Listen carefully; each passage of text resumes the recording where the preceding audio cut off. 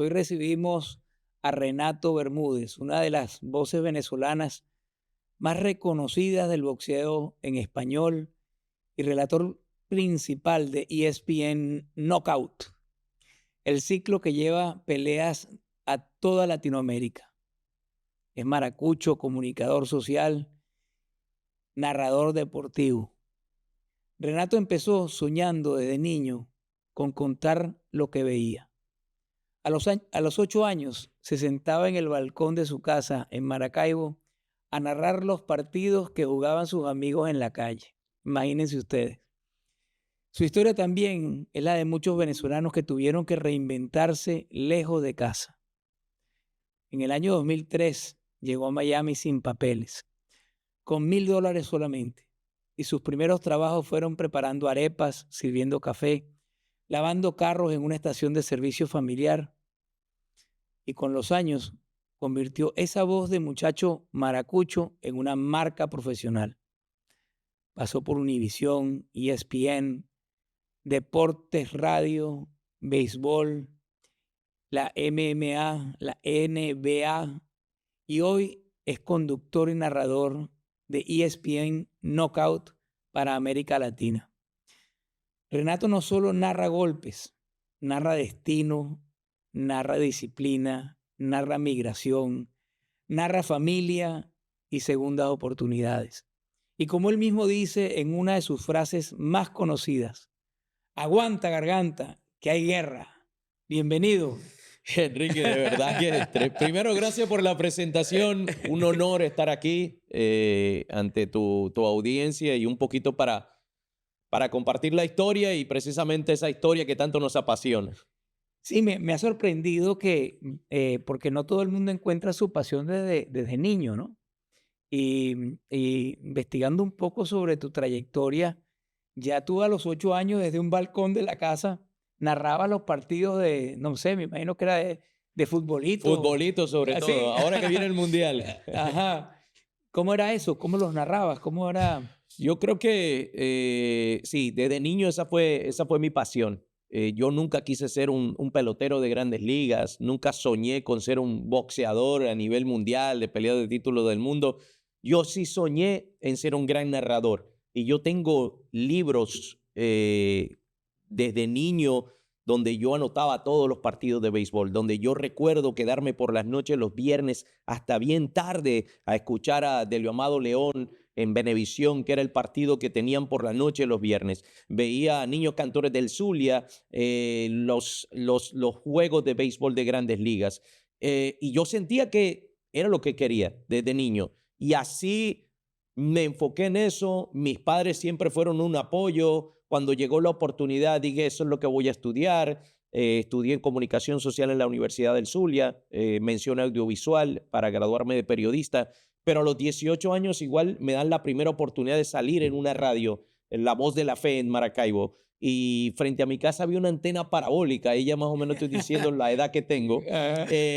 y entonces en ese momento yo iba al frente de mi casa todos los días a notar veía los highlights de ESPN a ver cuánto batió tal venezolano y lo anotaba, porque no había manera de que una persona al siguiente día, temprano por la mañana, pudiera tener el conocimiento de qué pasó. Estamos hablando de otra época, ¿no? Sí, claro. Y pues ahí me invitaron a esa radio y yo me enamoré de la radio. Yo soy un hombre más que todo de radio, me encanta la radio, que ahora pues ha evolucionado de otra manera, pero así comenzó todo, una pasión que me generó desde que era un niño. ¿Y hubo alguna persona que a temprana edad, así como ya tú estabas narrando, te dijo, tú tienes una voz muy especial para la narración? Yo creo que, ¿Alguien te dijo eso? yo creo que la mayor motivación fue mi papá. O sea, mi Ah, papá siempre, aunque yo no vengo de una familia de que le gustaba el deporte, no era que yo me sentaba con mi papá a ver deporte, pero él siempre me dijo, tienes que buscar lo que te guste, lo que te apasione. Y ese es el camino realmente. Nunca me dijo, oye, estudia derecho, oye, estudia para ser médico. No, eso es lo que te gusta, eso es lo que te apasiona, ve a buscar eso. Y yo creo que esa fue la mayor motivación, el apoyo de mi papá, el apoyo de mi familia para que lo hiciera, ¿no? Y entiendo que tu razón para salir del país porque tú te gradúas de periodista, estabas narrando, tenías un trabajo, pues. Sí, Sin embargo, no fue una razón política. ¿Cuál fue la razón? no, la razón fue, sentía que el techo profesional estaba muy cerca. Ujú. Yo había narrado con las Águilas del Zulia y luego, después de aquel paro petrolero, en enero del 2003, yo tomo la decisión de venir a quedarme en Estados Unidos. Ya había venido aquí, a hecho las pasantías de trabajo en CNN, en Atlanta, que fue algo muy, muy raro porque yo había venido un año antes de vacaciones y yo hice el tour en Atlanta de CNN, del edificio, y había una planilla para la aplicación a los internship o a las pasantías. Apliqué y me llamaron a Maracaibo para que viniera a Atlanta a hacer eso.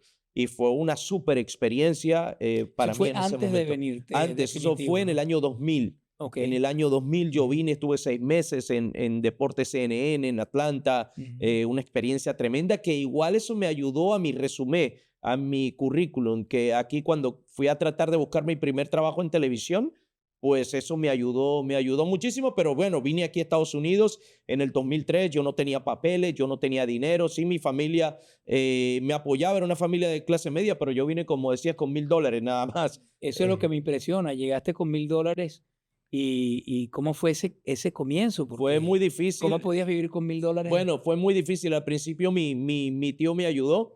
Me quedé ahí en la casa de un tío, Él es el que tenía el que la tenía la estación bomba de de, bo bomba de de gasolina, creo. gasolina. Ajá. Igualmente ahí me dieron trabajo y que tenía como un pequeño establecimiento de comida, como un Don Pan que había Ujú. ahí. Pues ahí empecé a hacer café, empecé a hacer arepa, luego lavé carros, 120 carros lavábamos un sábado, un domingo ahí. Pero te digo, yo creo que lo más importante, sí era bien difícil, ¿verdad? El cambio siempre es difícil. Y esa es una de las cosas que a la gente siempre le cuesta más, el miedo al cambio. Es bien difícil dar el paso, pero al final uno tiene que ir por eso que le apasiona. Y yo vine buscando eso. Yo sabía que yo en Estados Unidos necesitaba solo una oportunidad. Mucha gente lo veía como que, oh, no, hay mucha competencia, esto, aquello. Yo sabía que yo estaba preparado y por eso yo siempre le digo a la gente, hay que prepararse, prepararse, prepararse, que ese momento va a llegar. Y cuando llegue, no podemos decir, ah, no, es que yo no estoy listo, déjame, dame un tiempo. No, yo estoy listo, ya yo estaba ready, yo estaba listo para la oportunidad. Bueno, me cuentan los que te conocen que cuando lavabas los 120 carros los sábados, siempre se daban esas tertulias, la gente te Sí, rodeaba para conversar sobre había boxeo, gente que nada sobre más, béisbol, sobre que nada cuéntame, más, ¿cómo nada, cómo era esa? había gente que nada más llegaba ahí para que le hablara un poquito de los deportes, de béisbol, de boxeo. Siempre he sido un fanático del boxeo, un fanático del béisbol. El béisbol fue mi primer amor. Vas a los Leones del Eh, Caracas, me imagino. no, negativo. Voy a las Águilas del Zulia, el equipo de más garra del béisbol profesional venezolano. Sí, y yo creo que, y en un momento, fíjate cómo son las Pero cosas. ya de Leomado León, Sí, él no era del Caracas, no narraba pues el sí, Caracas. pero Ajá, yo siempre he sido un tipo muy admirador de los grandes narradores. Y Delio Amado, para mí, tremendo narrador. Humberto Perdomo, que también, fallecido también, sí. tremenda voz. Y pues aquí, No te preocupes, que quien te está hablando es un magallanero que te está echando bueno, broma. y fíjate, no, y fíjate, tuve la oportunidad aquí de compartir también con miembros del Salón de la Fama, Felo Ramírez, que Ah, narró claro, con los sí, ajá. Navegantes del Magallanes mucho tiempo también. O sea, siempre me ha gustado eso, pero para que veas que cuando estabas trabajando en la estación de gasolina, había una muchacha que estudiaba conmigo en la universidad, pero que la vi, pero no era mi amiga, una de esas personas que uno se cruza en la vida. Y me vio y me dijo, ¿por qué estás acá? Y le dije, bueno, es que no tengo papeles y no puedo trabajar en otro lado. Y ella me dijo, se llama Elizabeth Suárez, siempre lo digo, gran productora de Telemundo, me dijo, cuando tengas papeles, llámame y yo te pongo a trabajar. Pero no era mi amiga. Yo dije, sí, está bien, mucha gente dice eso, pero me llegan los papeles. Fue la primera persona que llamé. La llamé un sábado porque ella lavaba el carro ahí también. Y el lunes yo estaba trabajando en una productora, se llama Fonovideo, era una productora grande que hacía novelas para Univisión y todo eso. Y también eso, ¿no? A veces ¿Y en uno qué sabe. consistía ese trabajo? Yo era productor de una serie de novelas que se hacían para Univisión y se hacían de acá de Miami. Hicimos Okey. unas producciones grandes Pero yo duré ahí como 10 meses, porque de ahí ya salté No a narrabas la novela, ¿no? Univisión. No, no narraba la novela, pero yo era novelero. Entonces me gustó como al comienzo, pero y era saltar de ahí, de lavar carros, a ir a las novelas. Y entonces iba a las novelas de 7 de la mañana a las no sé cuánto que grababan. Pero luego entro a trabajar en Univisión y trabajaba en las novelas de 7 de la mañana a 6 de la tarde, de 6 de la tarde a 2 de la mañana en Univisión. Ujú. Pero se me dio esa oportunidad y yo decía, bueno, estoy lavando carro. Cuando me llaman a Univisión me dicen, hay un trabajo de productor para un programa 90% de fútbol mexicano.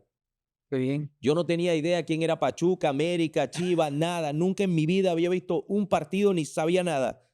Y yo estudié el fútbol mexicano como si hubiese ido a la universidad. Yo me sentaba en las noches a estudiar y yo me volví un experto en el fútbol mexicano. Trabajé con Univisión por 7 años, fui al Mundial de Alemania 2006 y cuando eliminaron a México era como si hubiesen eliminado a Venezuela, ¿no? Sí.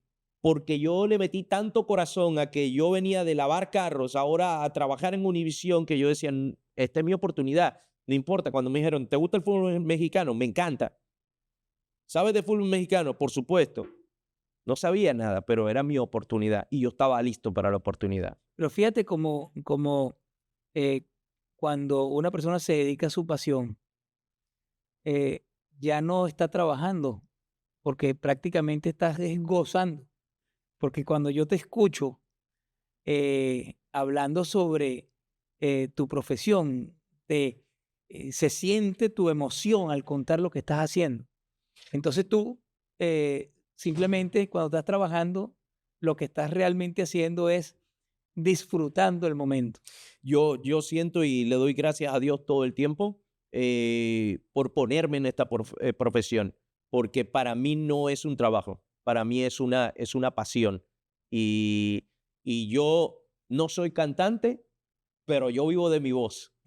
Yo no soy cantante, pero yo vivo de mi voz. Es verdad. Y la voz me ha traído aquí, a donde yo estoy. Y creo que eso es lo que tienen que buscar las personas.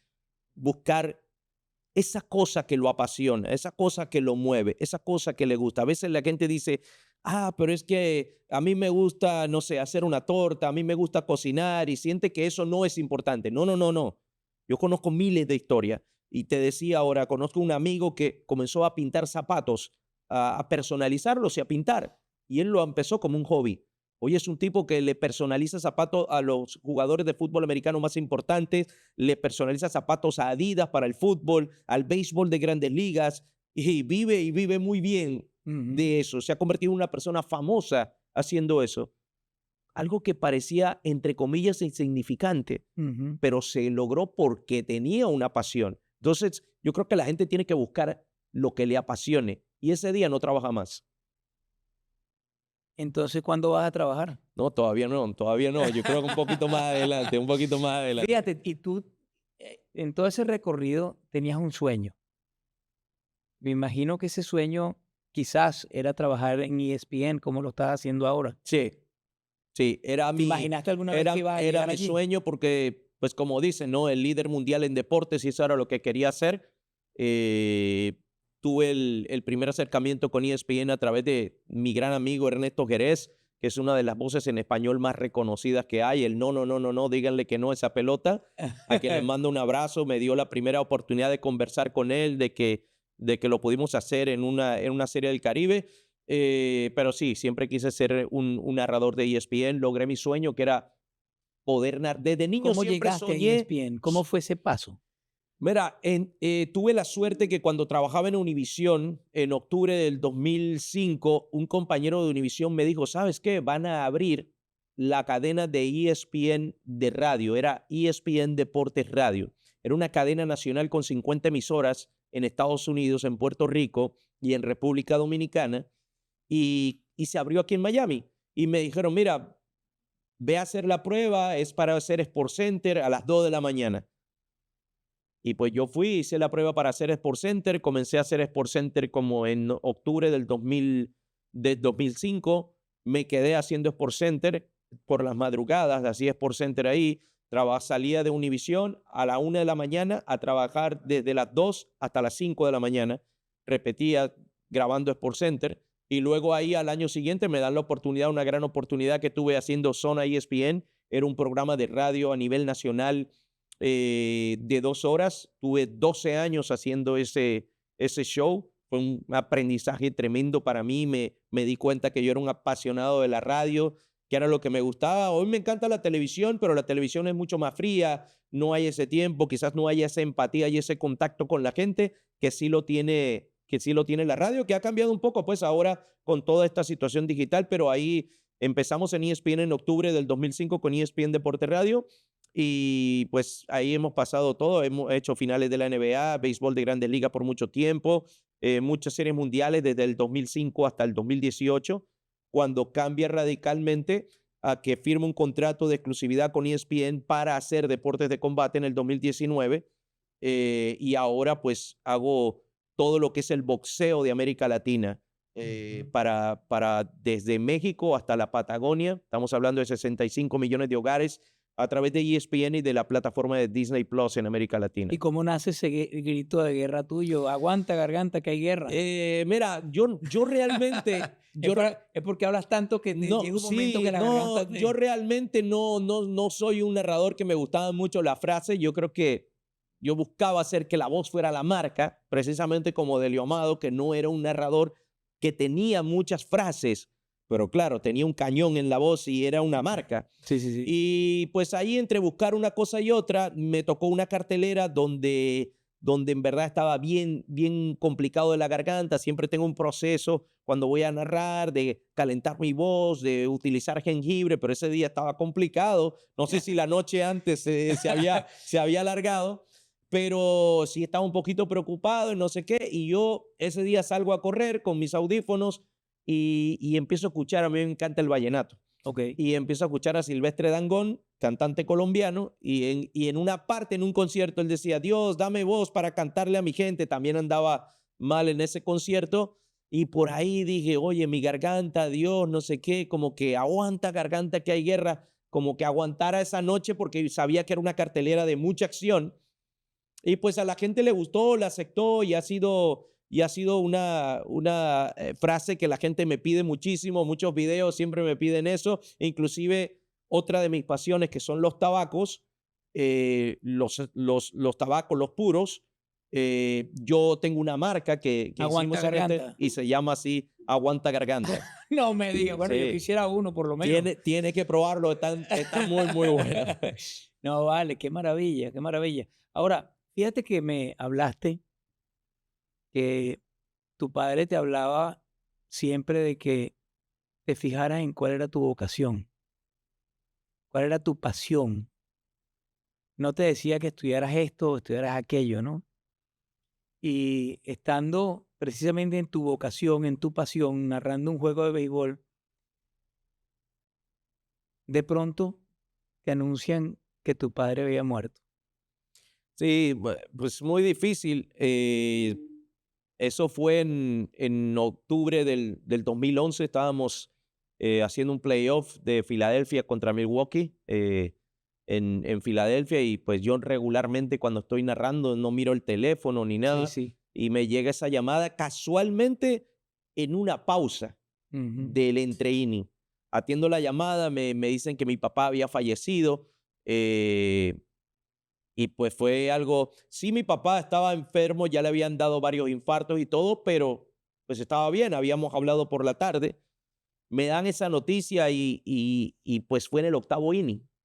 Entonces yo tenía que seguir adelante. No había nadie que podía narrar. ¿De dónde sacaste la Eh, fuerza para continuar? yo realmente en un momento estaba como Dios, que no lo creía, ¿no? Pero narré el octavo, narré el noveno inning, despedí la transmisión y al otro día yo tenía que viajar a Puerto Rico para hacer una pelea en Puerto Rico. Apenas estaba trabajando en Univisión haciendo solo boxeo y los jefes de Univisión me dijeron, oye, ¿sabes qué? Quédate, no vayas a Puerto Rico. Ujú. Y yo dije, bueno, mi papá se sentía muy orgulloso de lo que yo estaba haciendo. Y dije, no, si voy a ir, eso es lo que él quiere. apagué mi teléfono porque no quería escuchar todos los mensajes repetitivos de la gente. Claro. Pero da la casualidad que llego al avión, me siento y Mm. entra una persona y esa persona era uno de los mejores amigos de mi papá. No me digas eso. Y me dice, ¿cómo está tu papá? Y le Caray. dije, falleció anoche. Y así narré la pelea en Puerto Rico. Dormí toda la mañana, me levanté, fui a narrar, pues como que al final uno le dediqué esa narración y fue bien difícil, fue un apoyo muy grande en mi vida.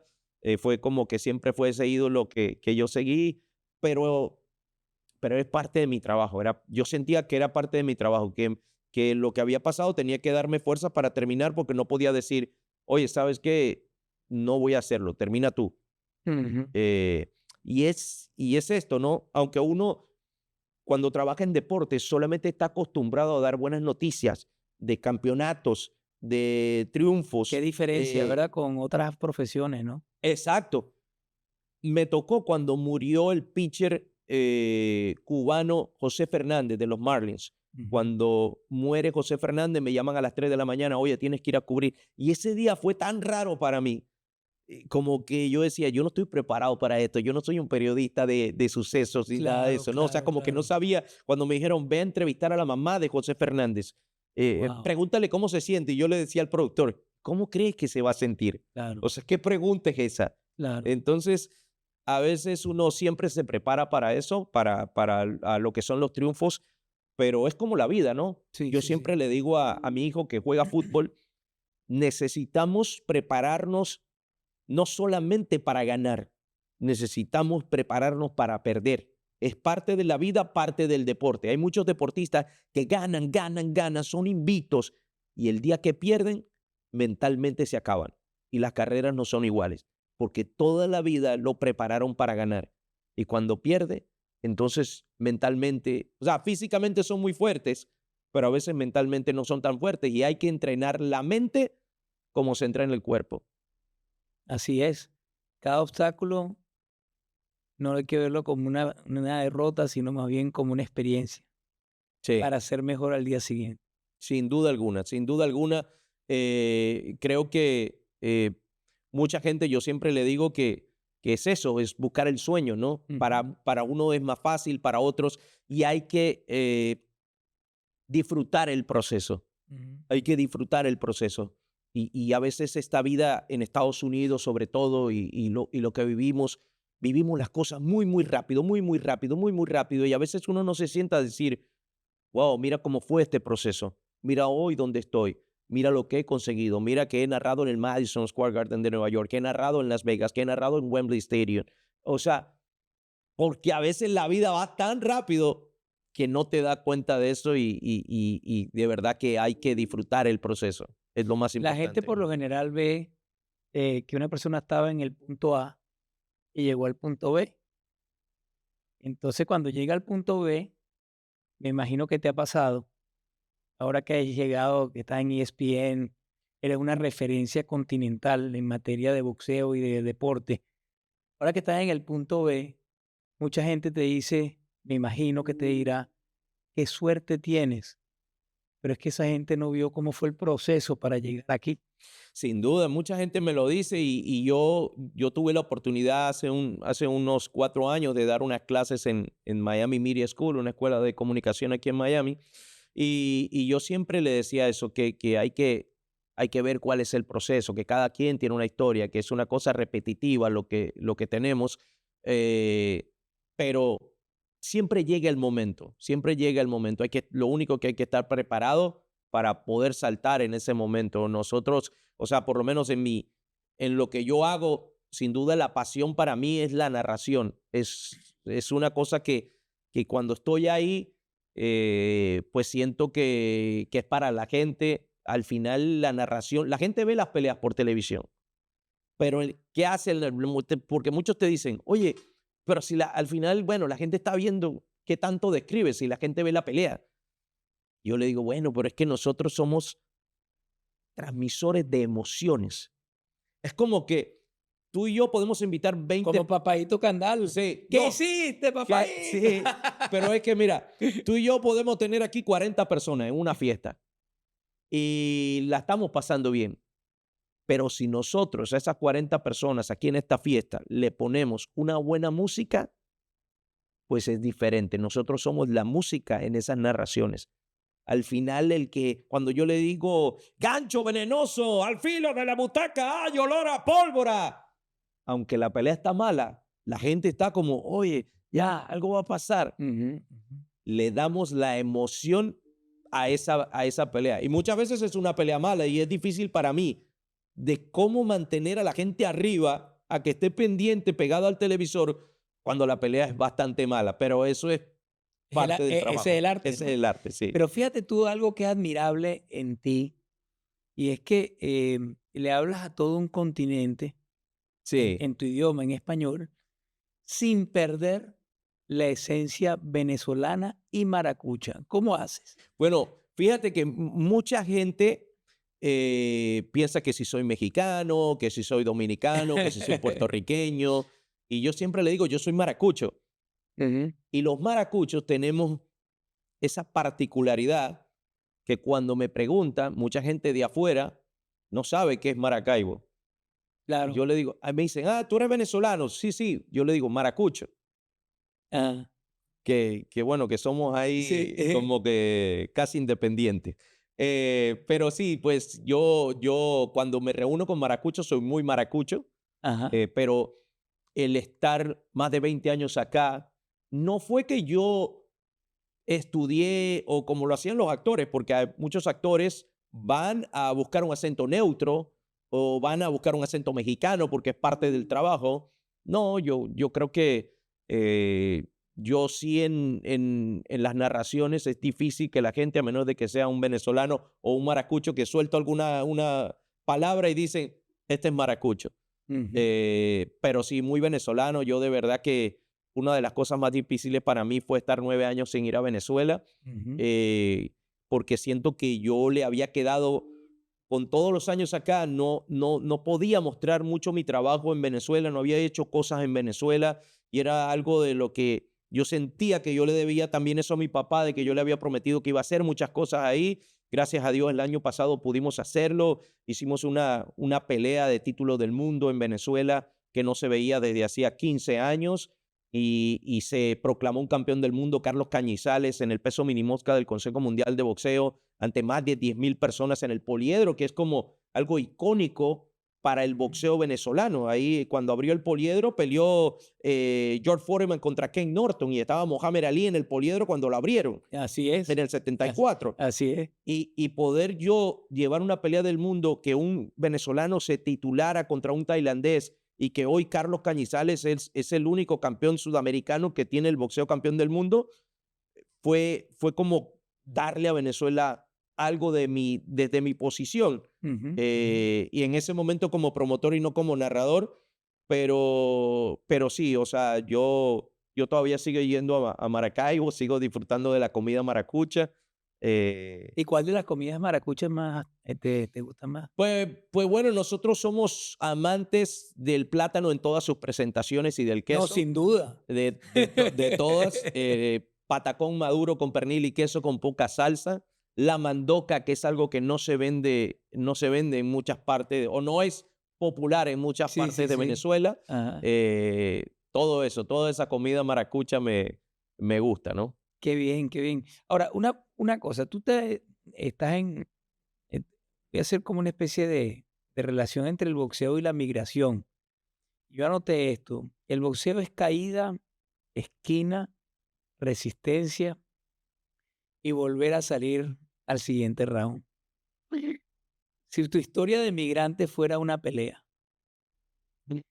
¿en qué round sentiste que estuviste contra las cuerdas y en cuál empezaste a ganar? No, yo creo que en el año 2003 cuando llegué y me tocaba trabajar por la madrugada, donde tenía que limpiar toda la estación de gasolina, cuando tenía que lavar esos carros, llegaba un momento que decía, de verdad, yo necesito estar acá. Si mi familia, pues era una familia de clase media, que yo me podía quedar en Maracaibo y quizás si me iba a poner a trabajar en el negocio de mi papá y Ujú. me iba a ir bien.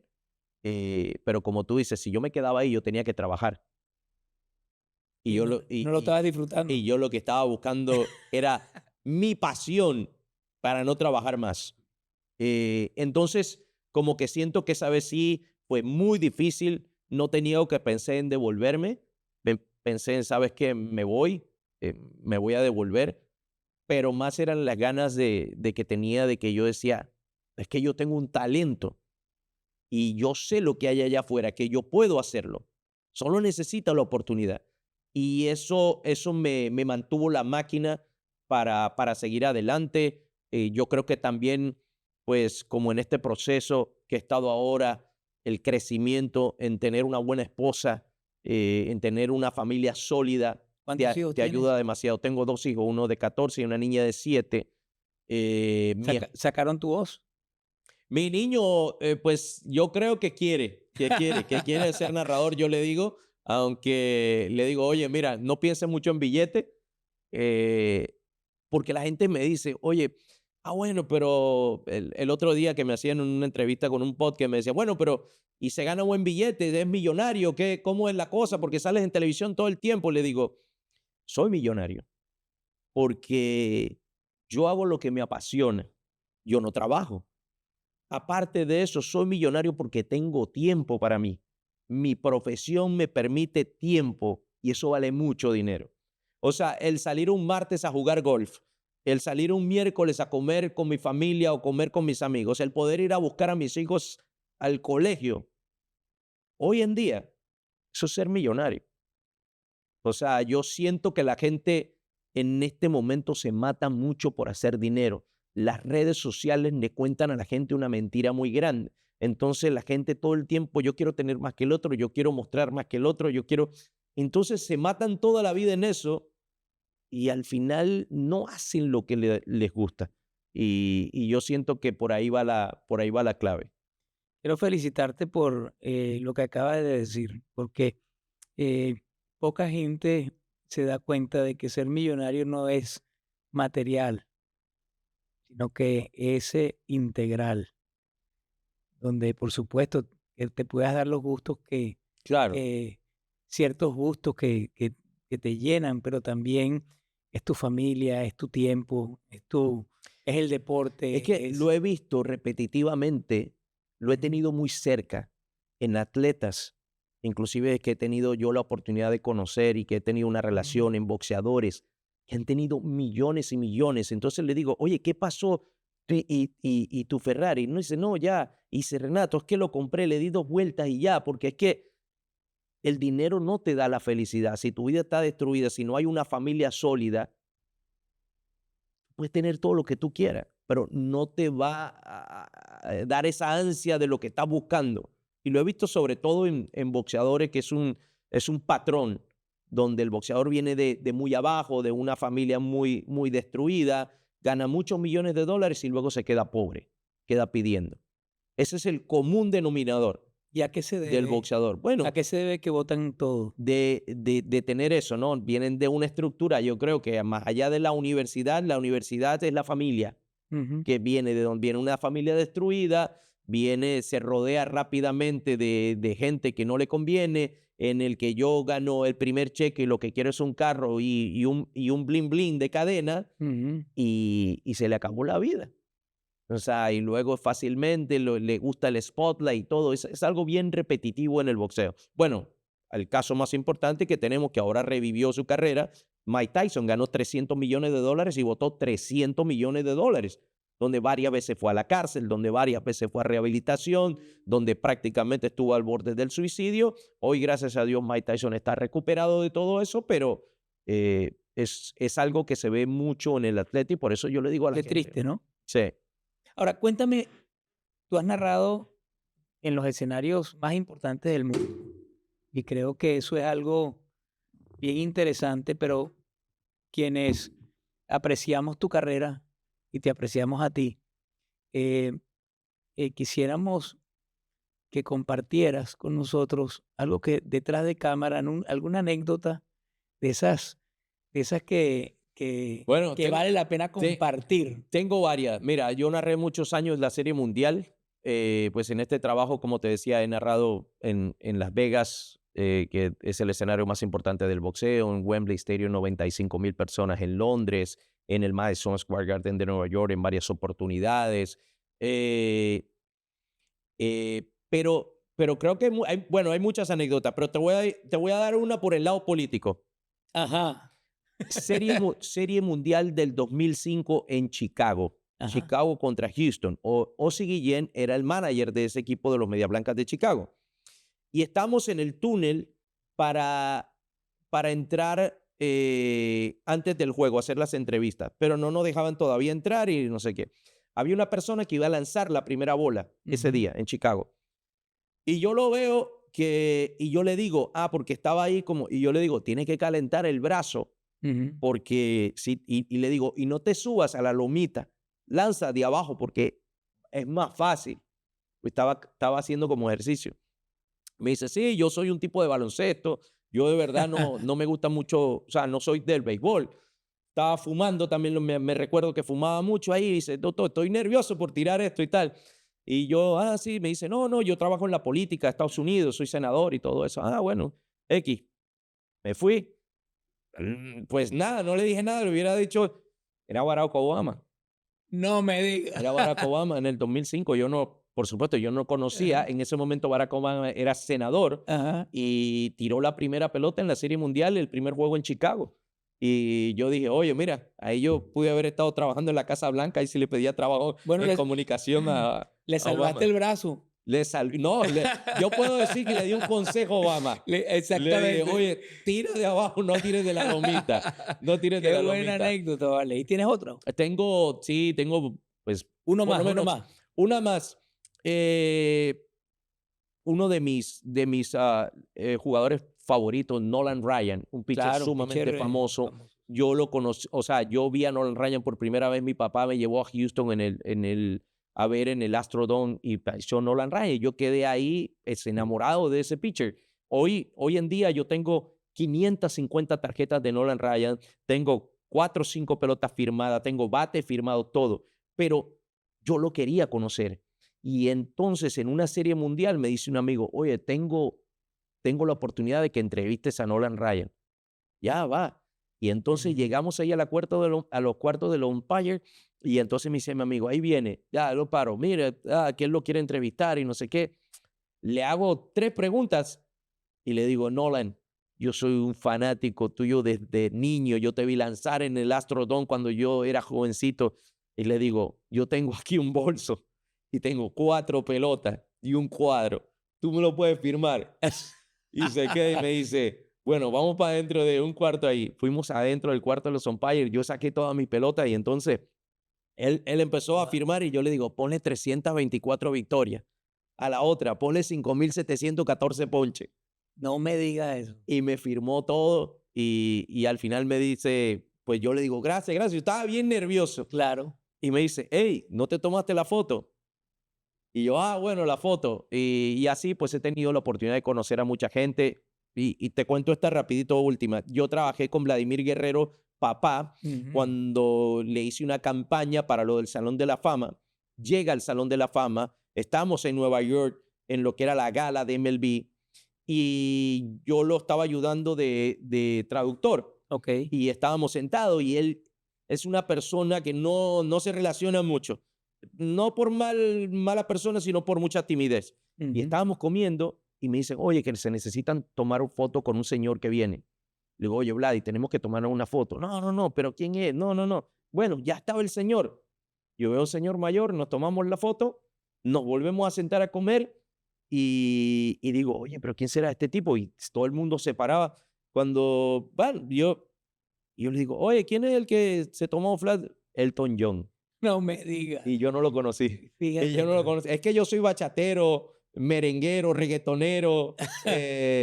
Y Pero allí lo pues conociste. después tocó, o sea, tenían como algo allí, trajeron un piano porque se estaba quedando en el mismo hotel, el San Regent de la Quinta Avenida, Ajá. y tocó un poquito en el piano ahí y ya como que, ya me la sé.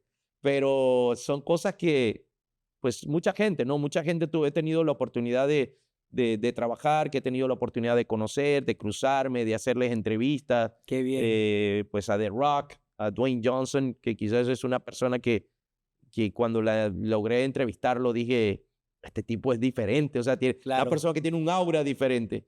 Este trabajo me ha dado la oportunidad de llegar a puntos del mundo que yo no tenía ni idea que quería llegar. Y yo creo que además de hacerlo de Venezuela en el poliedro, yo creo que lo único que me falta y que pronto lo voy a cumplir es poder narrar un partido de quizás de finales con las Águilas del Zulia. Y yo cambiaría muchas de mis narraciones en el Madison, en Las Vegas, en cualquier cosa, por hacerlo en el Luis Aparicio el Grande de Maracaibo en una final con las Águilas del Zulia.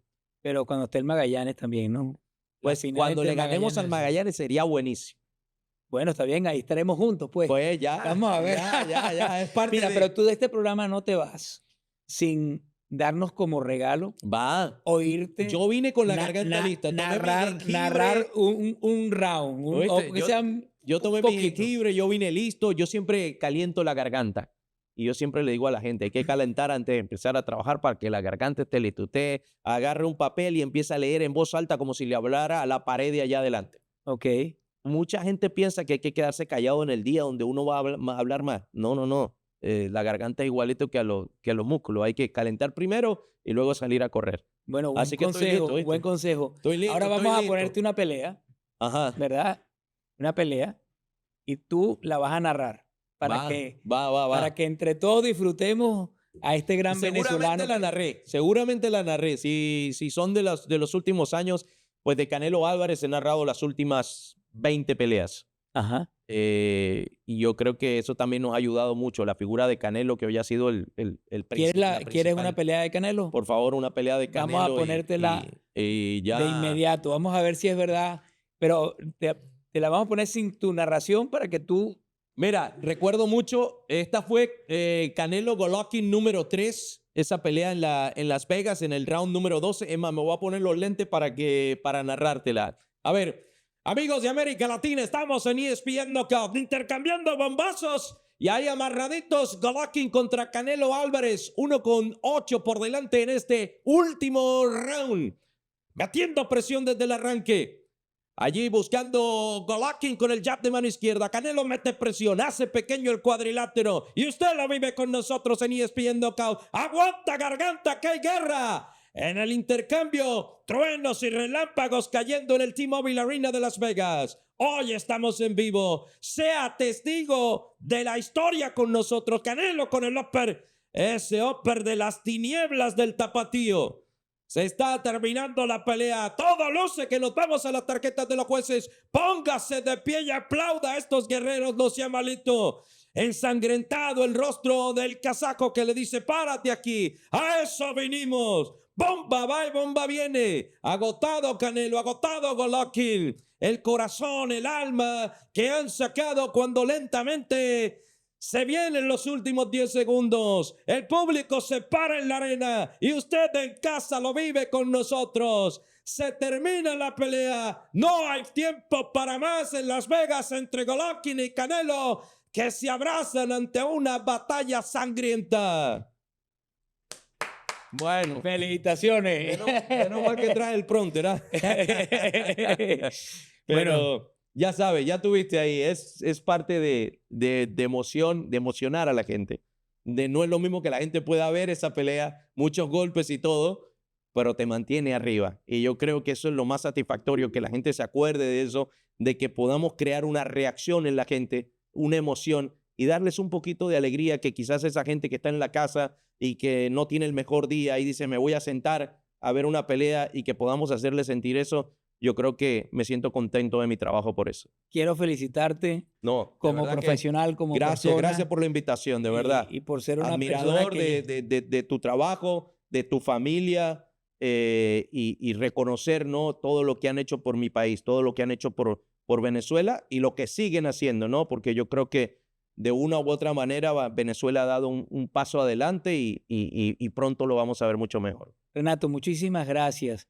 Y a ustedes, queridos amigos, quiero tomar algunas palabras de Renato para despedir este episodio tan espectacular.